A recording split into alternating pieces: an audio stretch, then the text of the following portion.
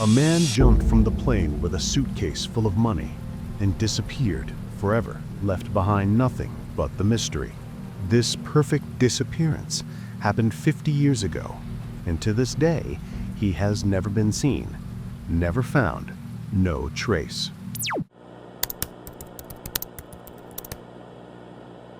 It's November 24th, 1971. A Boeing 727 is parked on Portland Airport's runway.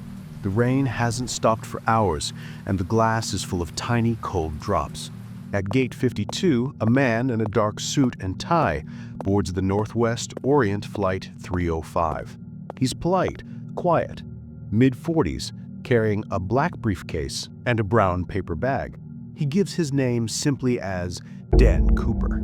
The flight is short, Portland to Seattle, barely 30 minutes in the air. Only 36 passengers. No one expects anything unusual. Cooper takes a seat in the last row, 18E. He orders a bourbon and soda, pays cash, lights a cigarette. The flight attendants describe him as calm, courteous, a man who knew exactly what he was doing. Then, a few minutes after takeoff, he leans toward the nearest flight attendant, 23-year-old Florence Schaffner, and slips her a note. She smiles politely, assuming it's another phone number. She tucks it into her purse and walks away, but Cooper stops her mid-step. He says quietly, "Miss, you'd better look at that note. I have a bomb." Florence unfolds the note.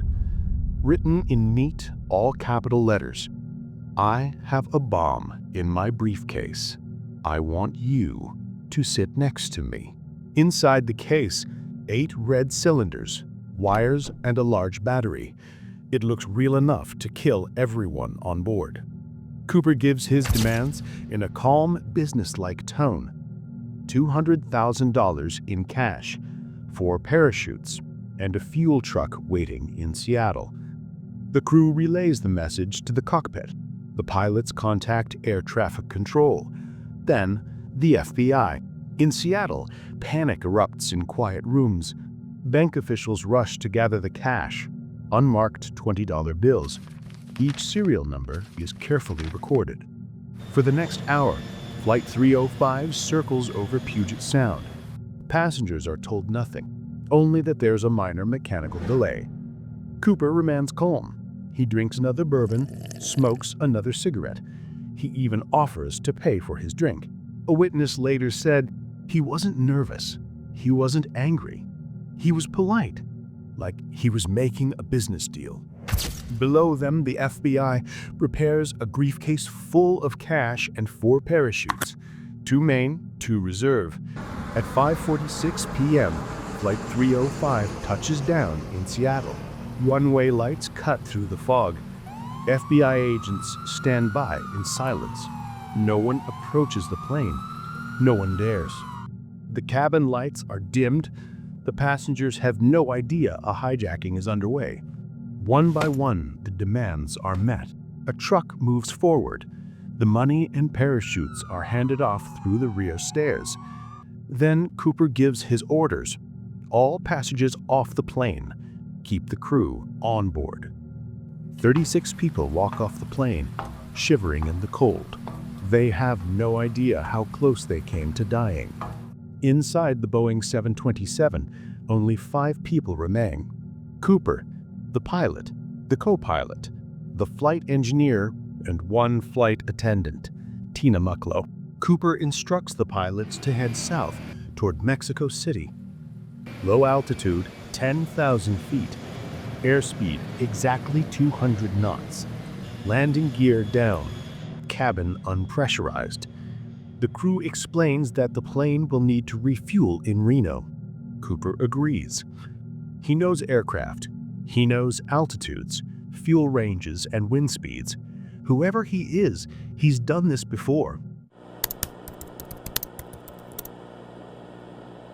Then, sometime after 8 p.m., in the middle of a storm over the forests of southwest Washington, Cooper orders everyone into the cockpit. He stands alone in the cabin, his briefcase gone, the money strapped to his body. At 8:13 p.m., A warning light flashes in the cockpit. The rear stair door has opened. The plane suddenly feels a sharp upward force in front. The pilots feel a sudden change in pressure, as if something happened in the cabin. D.B. Cooper has jumped. Outside, it's pitch black. Rain hammers down at 200 miles an hour. Winds slam against the plane's body. Temperature below freezing. No moonlight, no landmarks. Just a man in a business suit, falling through a storm with $200,000 in his arms. And then, nothing.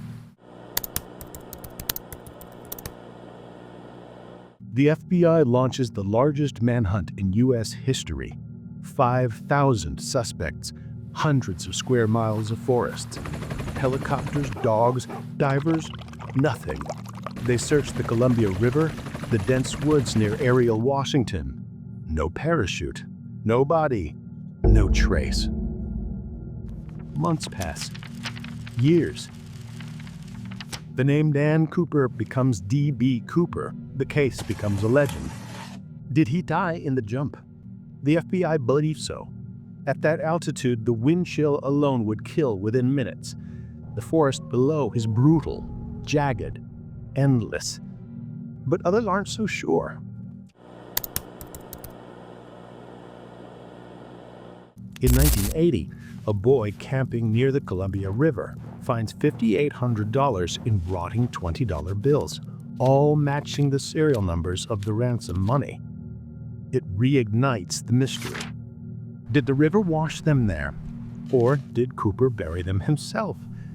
The theories spiral. Ex-paratroopers, former engineers. A mother claims her dying husband confessed on his deathbed. A skydiver named Barbara Dayton says she was Cooper, disguised as a man. In 2016, after 45 years, the FBI officially closed the case. No suspect, no body, no parachute. Cooper became more than a man. He became an idea, an outlaw who hurt no one, a thief who vanished into the clouds. Every few years, someone new comes forward with evidence, confessions, or clues, but they all end the same way, in doubt. Whoever D.B. Cooper was, he became America's last great mystery. A man who looked death in the eye and jumped anyway. Maybe he died that night, buried under snow and trees. Maybe he lived, walking away with a suitcase full of cash and a story no one would believe. Or maybe he just wanted to disappear.